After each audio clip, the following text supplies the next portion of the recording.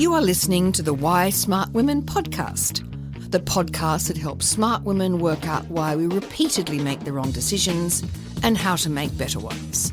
From relationships, career choices, finances, to faux fur jackets and kale smoothies. Every moment of every day, we're making decisions. Let's make them good ones. I'm your host, Annie McCubbin, and as a woman of a certain age, I've made my own share of really bad decisions. Not my husband. I don't mean him, though. I did go through some shockers to find him. And I wish this podcast had been around to save me from myself. This podcast will give you insights into the working of your own brain, which will blow your mind. I acknowledge the traditional owners of the land on which I'm recording and you are listening on this day. Always was, always will be, Aboriginal land.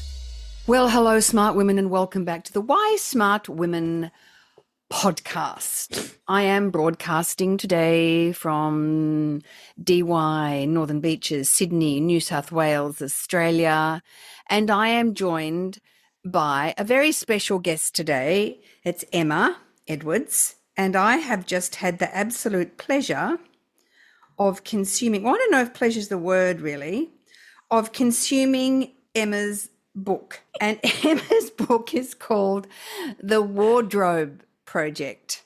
Is that correct, Emma? Hello, Emma. Hello, Annie. Thank you for having me. I hope that it was a pleasure to read, but now I'm nervous. Yeah, do be nervous. Do be very, very nervous. And Emma's in Melbourne. How's the weather down there, Emma? It's been classic Melbourne. It was raining and freezing earlier in the week and I had my heating on, and today it's 27 and humid, I believe. Yeah, that's it. That's Melbourne for you. 4 seasons in one day. Yeah. So, So I got your book and then I read it and then I had to lie down for, I don't know, an extended period of time whilst I looked back over the last 45 years of my life and began to consider the sheer amount of money I have spent on clothing. And then on top of that, I then had to unpick the cognitive biases that I had steadfastly refused to look at that had resulted in me doing this relentless shopping. And then I thought to myself, if I had read this book in my 20s or 30s, it might have been more helpful than reading it now. I'm somewhat substantially decades over that. So good on you for writing it, I think. And anybody out there that is like myself, a relentless, compulsive shopper of clothes, you need to read Emma's book really quickly, leave Myers, leave David Jones, leave Witchery, exit Country Road and immediately run and buy Emma's book. That's the best glowing review I've had so far. So yeah, I'm so glad that you had to lie in a darkened room because it hit home, not because you could clearly tell that I dropped out of English in year 10. Yeah, no, I could. Actually, your writing is really, really good and highly accessible. And just, I don't know, I thought it flowed really, really well. And I'm a huge consumer of books and I'm currently trying to write one. And then that happened as well. I then read it and then I went, oh, also her writing's really good. So then it was like a double lie down whammy. You're too kind. Thank you. Yeah. And then I don't know, then I drank some wine and I was a little bit better, but, happens like that, doesn't it? Yeah, it does. But I haven't shopped since I read it, which is not that impressive because it was only yesterday. So you don't know how long it'll last. It may pull you out of your next online shopping cart. You never know. I don't know. I figure. Yeah, man, it's just this classic thing, isn't it? That we, here's me, right? The big, apparently expert on critical thinking. writing comedy books about it because apparently I'm just so all over it. And this bias that I had completely slipped through the net. So let's talk about the Wardrobe Project. I mean, I've read it. Everybody else is going to read it, but they haven't read it yet. So maybe you can give a précis on it and explain why you wrote it. Yeah, and absolutely. What it's about. Absolutely. I wrote it off the back of me doing this challenge for myself. So at the end of 2022, I thought, what if I went a whole year without buying any clothes? Not secondhand, not new, not rented. Not See, I'm having a little panic again. Yeah, the op shoppers, the hives start to come out. So just to clarify, you went an entire year without purchasing a single item of clothing, yes, even secondhand, yes, or renting anything. Yes, I've rented things in the past, and I did think, oh, would that be allowed? Yeah, that'd be allowed. Yeah, you could do that. But I thought, when I really thought about what I was trying to achieve, which was break up with this obsession with newness and this need to have novelty, to have any kind of enjoyment in my outfit, I thought, I'll just use it as a way to break the rules with a clean conscience. And so I thought, no, let's just wear only what we have, and we'll cross every other bridge when we come to it. Because when I say I did this, people like to go, well, what if you go to a wedding? Yeah. A wedding. What if you need to go to a cowboy themed party? Yeah, what will exactly. you do? That was my first thought. What if you have to go to a cowboy themed party and you don't have a vest and a sheriff badge?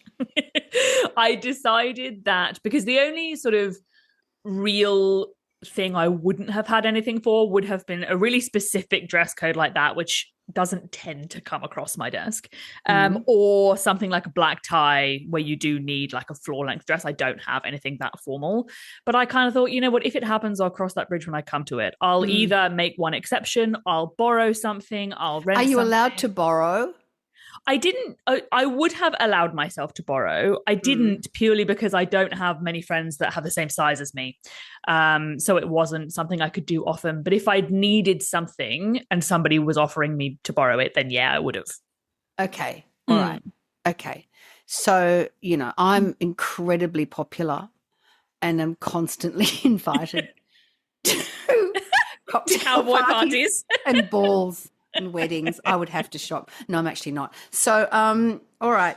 So what was interesting for me, I mean, the whole thing was fascinating, but starting to look at the psychological drivers and also the societal pressures on us to look a certain way, and how that translates into, I don't know, us feeling better about ourselves because we've got something new on, et cetera, et cetera, et cetera, et cetera. And also the link with looking polished and just having to look a certain way and be a certain weight. And it's all really connected, don't you think? Yeah, I mean, it really was for me. Anybody that reads the book will know that it does quite vulnerably touch on body image at multiple times throughout the book, because that was such a big driver of my clothing consumption. It was the way that I reconciled being in a bigger body in a society that doesn't like bigger bodies very much. I have a degree of size privilege that I can fit into some stores, but a lot of stores I'm at that very top end where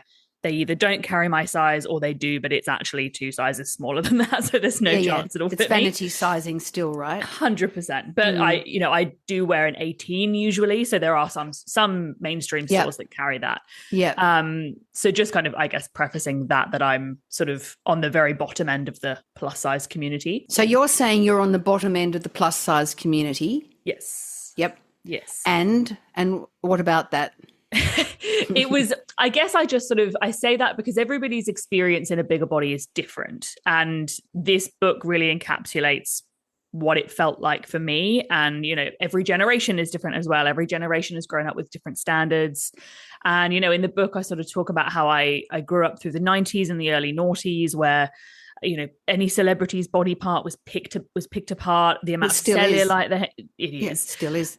you'd have across those magazine spreads of whose cellulite was spotted on the beach this summer, and these bodies that were like a size 10 or 12 being called chubby. And it really formed my view of myself and kind of instilled in me that I had a body that was a problem, and I needed to do whatever I could to either change that or dress it up. Yeah, dress it up or hide it in some cases.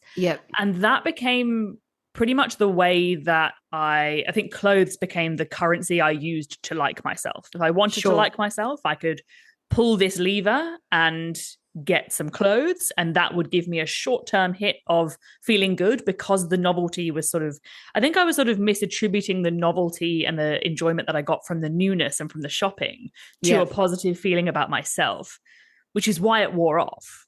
Well, also, I mean, you're right in the middle of hedonic adaptation. I just find hedonic adaptation fascinating, that we long for something, and it is in the longing, not the actual acquisition. That once we've actually acquired the thing, the wear off is quite rapid. And that, of course, goes in many, many, many contexts, does it not? It does. And I touched on that exact phenomenon in the book, because I noticed through other women that I was talking to about this clothing thing, that this commonality is that we have nothing to wear. We feel like we have nothing to wear. I have nothing to wear. It's true, though. And so logically, we buy more. But then when you interrogate, has buying more ever made you feel like you have something to wear? Temporarily. It's only temporary. Not in the long term. In fact, do you want to hear this? So we sold our house, and it's only occurred to me since reading your terrible book. So we sold our house, I don't know, December last year, and moved into an apartment. So my wardrobe, I didn't even think about it. Anyway, I'm putting my clothes in the wardrobe, and I'm like, what the hell? I can't fit everything in here. So then I put half of it in bags and shoved it downstairs in the storage. And I'm looking through my wardrobe, and I'm like, why is it so crowded in here? I need more space, as opposed to going, hang on, maybe you don't need more space. Maybe you can stop acquiring clothes. Anyway, in the middle of that, I thought, where's that green Sasson B dress? And I went, oh, hang on. So I ran downstairs to the storage, and I had this massive bag of dresses sitting down there that I hadn't missed like at all, and also then couldn't fit in my already over-crammed wardrobe. And yet, and my friends will attest to this, I'm just the worst at it. If there's something on, I'll flick like this. This is auditory. Sorry, listeners. I'm doing a flicking motion with my right hand to just sort of show that I'm looking through my wardrobe. So I flick through my wardrobe, and I go, there's nothing there. There is literally nothing there that is suitable or will make me feel good. And to the size thing, of course, we're now in this fixated period online where we're no longer talking thin, we're talking fit, and we're talking strong. And of course, it's all bullshit, because it's all still code for thin. Yeah. Right? They're not, Lululemon is not putting their models in a size 16, are they? No. So it's very occasionally. It's still the minority. Oh, it's very cursory, isn't it? So I just think we're still so trapped in this sort of patriarchal expectation of what females should look like and how we should present ourselves. And I think we're still pretty much in the thrall of this. What do you think? Yeah, I agree. And I think, unfortunately, if anything, with the size thing, we're going backwards. We're sort of seeing the resurgence of thin being trendy 100%. On social media. We're seeing very modern iterations of those previous magazine spreads I talked about. And while it's always been there, we did have a brief period where it felt like we were making some progress. But now it just feels like we've taken 10 steps back, and we have definitely taken 10 steps back. I can see it. I can absolutely see it, you know, every time I look at Instagram. It's all, and except now all the, you know, weirdo influencers that I spend my life debunking are now shoveling butter and raw meat into themselves. Don't even get me started about the whole freaking dietary thing. And yet they're still, you know, they're still a size 6. You know, I don't know. The whole thing is just so screwed up. So I think back to the fashion thing. Of course, we are so good at motivated reasoning, are we not? Yes, we are. I sort of found that it wasn't so much the clothes that we're drawn to, but the possibilities that they hold. Yeah. And I've got a whole sort of section fairly early on in the book about the stories hanging in our wardrobes and the pathways that each thing in our wardrobes took to get there.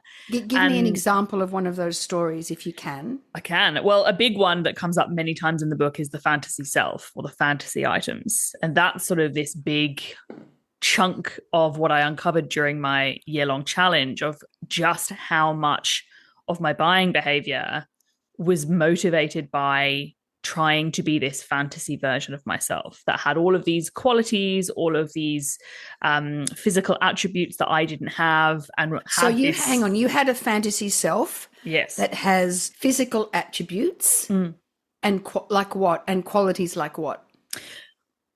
I've observed that a lot of women have an image in their head of what they wish they looked like. And it's a fairly consistent image. So for me, it was somebody with quite a lean, you know, back in the day in the UK, we would have called them leggy, athletic body type, very slim, which is the antithesis of what my body is. I'm very curvy, I'm very voluptuous, I'm jiggly, as I refer to myself as.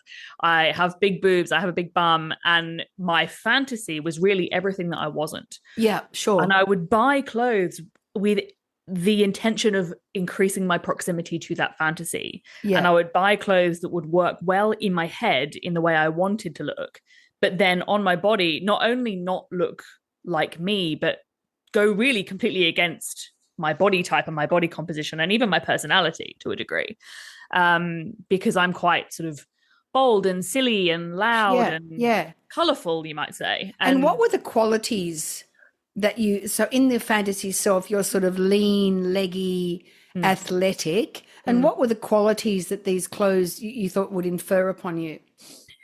It really comes down to that polished thing. I recognized in so many conversations I was having that this polished conversation comes up again and again and again. And it's this sort of, you know, you're seeing it more online now being talked about in the clean girl aesthetic, the old money aesthetic. Yeah. Very demure, very put together, very neat, very almost disciplined, regimented. And it's this sort of, it's conceptual. It means something different to everybody. But for me, that fantasy self and her outfits and her attributes were very neat and quiet and almost shrinking myself, both in a size sense, but also in a personality sense. Sort of seems to me to be heading towards a sort of right-wing conservative trad wife in my mind, where the woman is neat, small, obedient, pretty, stays at home, cooks the meals which she probably can't eat, takes care of the children, has sex on demand with her husband, and doesn't really, and is beginning to lose her voting rights because you vote as the male does. Is there any correlation between that and that sort of right-wing sort of retraction towards the 50s? Yeah, I definitely think there is, especially when we're talking about online trends, which obviously are so reflective of what's going on in the rest of the world. That rise of the clean girl sort of aesthetic is sort of, I think that's picking up where we left off with that kind of 90s, very critical of women's bodies type thing. That's really picking up and bringing it into this new period of time where we're seeing the rise of the far right. We're seeing fascism and like hate commentary all over the internet, very, very divided, very conservative values, as you mentioned, the trad wife trend coming back. I think everybody's sort of moved towards that thinness and that cleanness and that polishedness and almost the erasure of individuality. I think that is really reflective of where we're at and how fashion often mirrors what else is going on. That's so fascinating. And within that clean, neat sort of aesthetic, do you also include in that the trend for clean eating? That sort of clean... Yeah. I don't know what it is. I think you don't have frigging dairy or something. I don't know. You ate oat milk. I don't know what. It's really annoying. But it appears to be something, but there's a lot of use of the word clean. It's really coming, you really notice it coming around again. And I think it's now being sort of used as this like health purity thing. Like there's definitely health purity with the clean movement, 100%. Yeah. And it's all sort of fat phobia wrapped up in different packaging. Agree. I cannot agree anymore that all of these trends that are dressed up with these names are all about thin. The whole lot of them. It's just that we can't say thin, so we're going to say clean, or we're going to say fit, or we're going to say strong, or whatever. But it's all to do with thin. And it's interesting because I am pretty much a standard 10, but I am, of course, as well, completely in the thrall of a fantasy self. Tell me about yours. Well, I'd have really long, skinny legs. Yep. That's me. I'd have really, the top of me is all right, but I'd have really, really long, skinny legs. My hair would be really glossy and really easy to manage. I'd be about 30 years younger, right? And I could just wear shorts all the time and I'd be like super relaxed. Yeah, I'd be super relaxed because I'd have these really long brown legs. So I'd be super relaxed in like sandals and shorts. Yeah. And then I'd just be drifting. I'd be drifting around beaches, I don't know, writing things in notebooks and just being really cool and interesting and drinking margaritas. That's sort of me. Yeah. It's funny how everybody has this sort of character that they could describe who's got, age and stage of life comes into it. Career lifestyle comes into it. A lot of the time there's fantasy sort of lifestyles or jobs, or one of the women in the book who generously shared their insights with me, she said that her fantasy self came down to this kind of emulation of this aesthetic online that was the mum who's not really a mum who doesn't look like a mum. Yep. And she's like, I'm a mum now, my identity has shifted, I'm reconciling with that, but at the same time I feel all this pressure to not look like I'm a mum, don't look like polished, glossy, not look like my life has changed at all, not look like I have anything else going on. You've got to be a yummy mummy, right? Of course, the yummiest. And you've got to shift your baby fat within 12 weeks of giving birth to your baby. This is all back as well. Yep. All the baby weight stuff is back. All the bloody baby weight. Oh my God. So, so we understand to some degree the drivers behind why we do this. It's funny. I was talking to someone the other day and she said to me, if I was a friend, and she said if I could just lose 5 kilos, I know I'd be fine. What does that mean? Everything would be fine. If I could lose 5 kilos, everything would be the same, but you'd be 5 kilos lighter. Yeah, but that's the delusion of us all, right? If I lost 5 kilos, I'd be confident, and I'd be like the sort of person that I want to be. And I get that. I get that we think that when I get to this point, then everything's going to be fine. And of course, this point that we have to get to is just so external. Right? It's so external. That's the most profitable lie that's ever been sold, I think, that there's an end destination where you don't feel insecure anymore. That's the most profitable thing that the patriarchy's ever sold, because when we believe that the feeling of being confident, of being done trying to change, of being happy, of being good enough lies externally, we can lose weight to get there, we can change our bodies to get there, we can get butt implants to get there. We can buy products to get there. Yeah. We can do all kinds, as long as the goalposts keep on moving, that's all that matters in terms of the commercialization of our insecurities. And that for me, I have always been a bit bigger. I was always a bit like chunky in school, speaking of that sort of size thing. But at one point in my life, I did lose about 20 kilos and I was tiny. Did I feel any more confident? Oh, for about a week when everybody kept praising me. After that. No. Well, that's the hedonic adaptation. It makes no difference. I've been fairly small my whole life. It makes absolutely no difference. Exactly. And I think the thing is that we infer on other people that we perceive to be attractive or young, or they've got really good skin or really good hair or the perfect weight or whatever. We infer on them that this confidence that they must possess. And of course they don't. No. And how bullshit is that?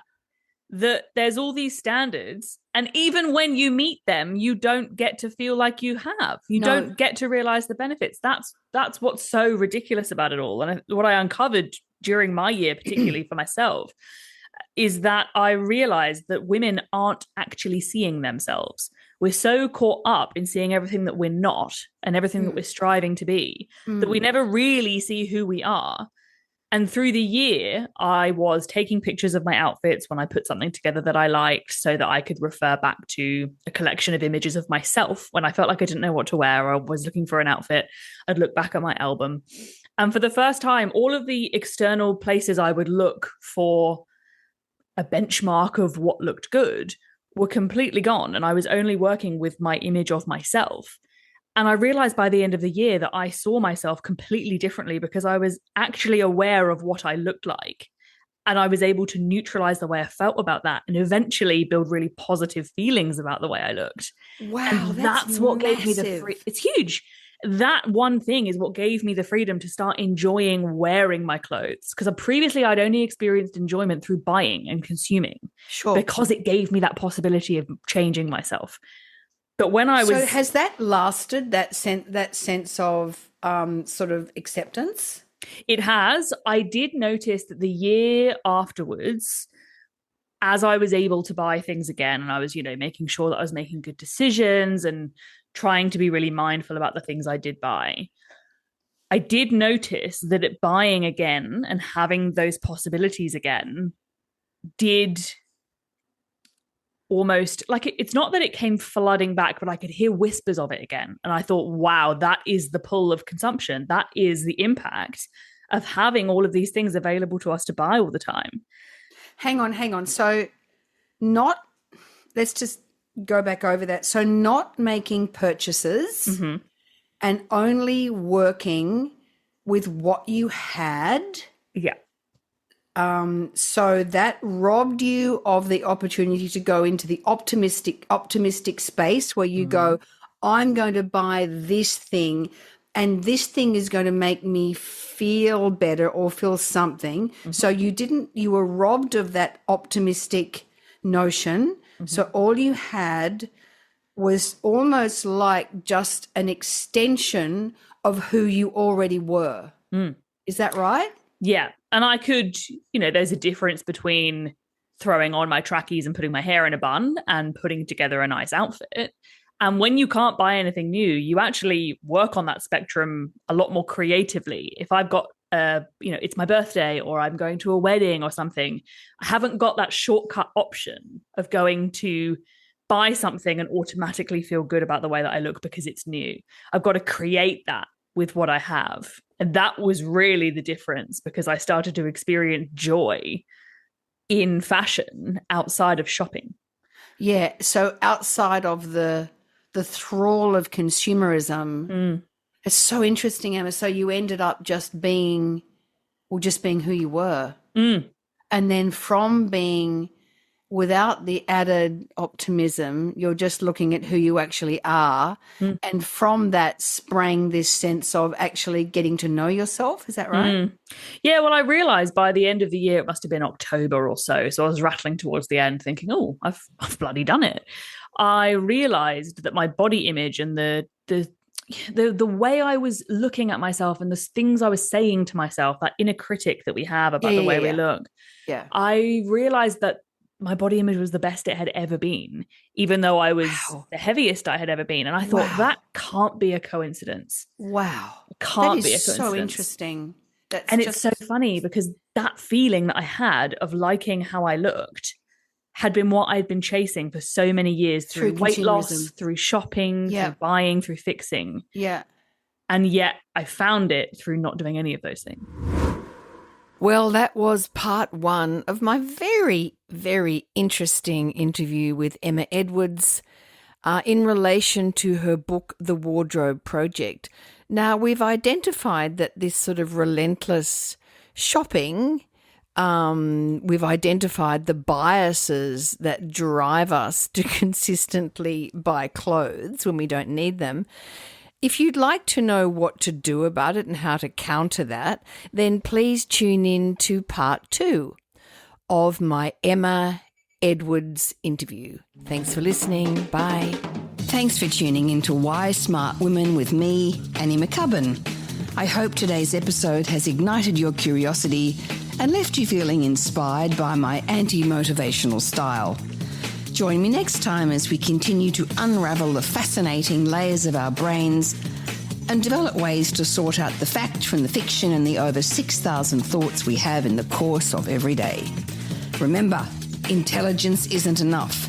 You can be as smart as paint, but it's not just about what you know, it's about how you think. And in all this talk of whether or not you can trust your gut, if you ever feel unsafe, whether it's in the street, at work, car park, in a bar, or in your own home, please respect that gut feeling. Staying safe needs to be our primary objective. We can build better lives, but we have to stay safe to do that. And don't forget to subscribe, rate and review the podcast and share it with your fellow smart women and allies. Together, we're hopefully reshaping the narrative around women and making better decisions. So until next time, stay sharp, stay savvy, and keep your critical thinking hat shiny. This is Annie McCubbin signing off from Why Smart Women. See you later. This episode was produced by Harrison Hess. It was executive produced and written by me, Annie McCubbin.